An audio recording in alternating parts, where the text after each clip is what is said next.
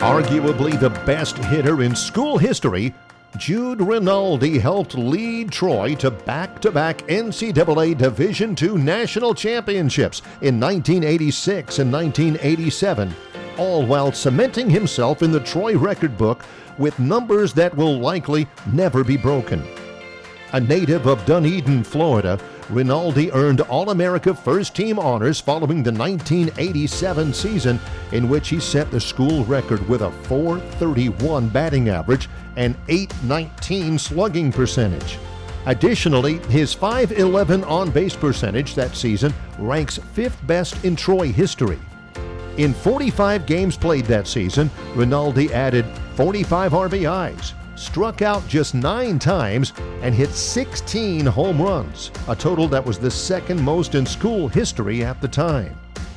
Rinaldi was named the 1987 College World Series Most Outstanding Player after batting .588 with 5 runs scored, 2 home runs, and 7 RBIs in Troy's 4 games.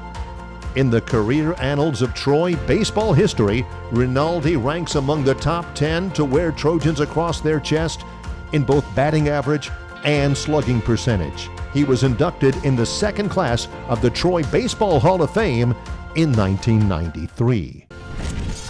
I went to Dunedin High School and actually Clearwater Central Catholic High School for 3 years, and my senior year I transferred to Dunedin High School and pretty much played for my neighbor, who was the head coach of the baseball team at Dunedin High School. His name was Greg Nichols.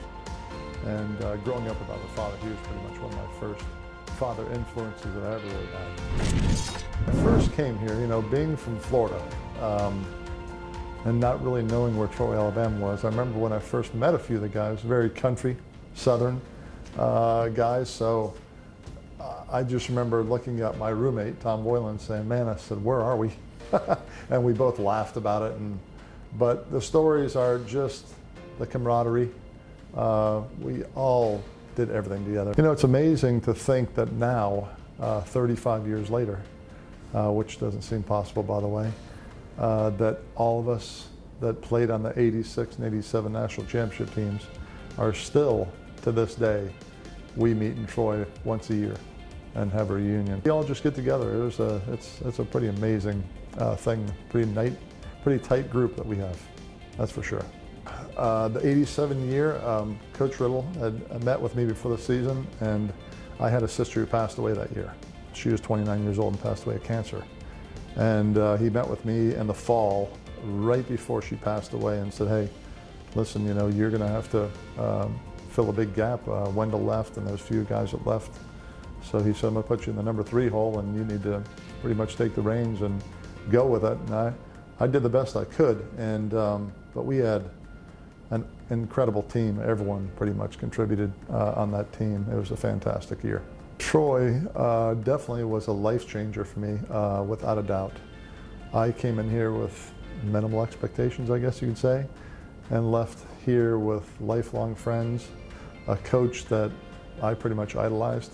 Coach Riddle was just amazing, an amazing mentor, an amazing coach, an amazing husband. He was just everything to us. I mean, he would, and we used to always say during games, we used to always say, see, how fraternities have like their calling. Well, we were C5, and that was Chase by Chase. So that was always our motto, and it was pretty cool. Actually, Warren Arrington and Rich Pope and Bobby DeJarnay, they're the ones that came up with that. So you'd hear that coming from the outfield. C5, that was kind of like our calling. I have 2 girls, Rachel and Rebecca. Rachel's 24 and Rebecca's 22. Of course, they're the just the apple of my eye. Yeah, I mean, they're daddy's girls. And my wife, who we've been married for 26 years now. I mean, she was a stay-at-home mom for 19 of those years. But my kids are everything to me. Amazing. I want to pretty much just thank the staff, all the staff from the Mr. Black to all the coaches were just, everyone treated you with a lot of respect. Even though you were a young man back then, 19, 20 years old, they just treated you the Southern hospitality. The coaching staff, Ed Nix and Mike Russell and Coach Riddle back then, it was just an amazing group of people that mentored us as young men and really taught us how to be men.